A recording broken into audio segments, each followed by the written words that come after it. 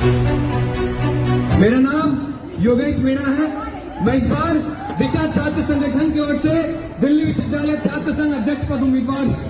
दोस्तों, हम लोग इस समय में आज आपके बीच मौजूद है जब पूरी दुनिया भर में छात्र नौजवान इस गतिरोध की स्थिति के खिलाफ अपनी चुप्पी तोड़ रहे हैं। चाहे वो अमेरिका का उदाहरण हो, यूरोप का, या हमारे देश के सरहदों से सटे राष्ट्रों का सवाल हो, जब हाल में नेपाल के छात्र अपनी चुप्पी तोड़ते हुए सड़कों पर उतरे हैं और राज्य व्यवस्था को तक को हिला करके रख दिया है।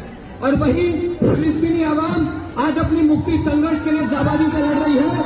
आज उसी फिलिस्तीनी आवाम को अपने संघर्षों के लिए प्रतीक मानते हुए हम यहाँ से मिरांडा से उसे अपना समर्थन जाहिर करते हैं, इनकलाब जिंदाबाद करते हैं। दोस्तों, हम लोग इस बात को कह रहे हैं कि जर्मन के मशहूर कवि बर्टोल्ट ब्रेख्ट ने कहा था, छात्रों के नाम लिखी अपनी कविता में, कि कितना खून बहा है कि ताकि तुम यहाँ बैठ सको। ये बात सच है दोस्तों, बहुत खून बहा है आम मेहनत जनता ने, ताकि हम लोग शिक्षा के इस दरबारों तक पहुंच सके। और वहीं दूसरी ओर छात्रों ने भी इस देश के लिए बहुत खून बहा है। 9 अगस्त 1942 जब इस देश से भारत छोड़ो का नारा दिया गया, उसके रातों रात पूरे देश के बड़े नेताओं को उठा लिया गया। 10 अगस्त 1942 सिर्फ 3 कॉलेज के स्टूडेंट सड़कों पर उतरे थे और सरकार को हिला करके रख दिया था। वो कॉलेज थे हिंदू कॉलेज, आईपी कॉलेज और रामजस।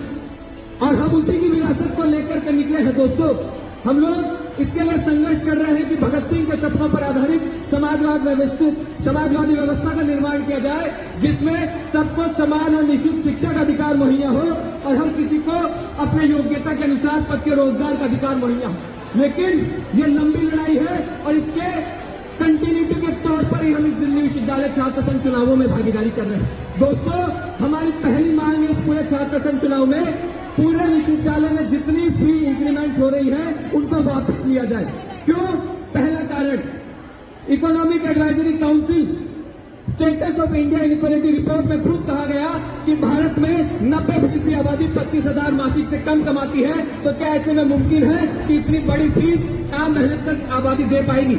और दूसरी बात, हम लोग प्रेमचंद की उस बात से अपनी सहमति रखते हैं जब उन्होंने कर्मभूमि 1932 में कहा कि इस छात्रों के लिए सबसे बड़ी से बड़ी तालीम को मैं निःशुल्क बना देना चाहता हूं और दिशा छात्र संगठन का भी वही मकसद है।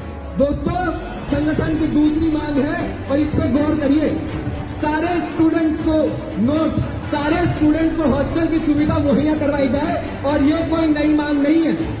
University of Delhi act 1922 section 33 जिस कानून पर विश्वविद्यालय बना है वो खुद बोलता है कि बाहर से आने वाले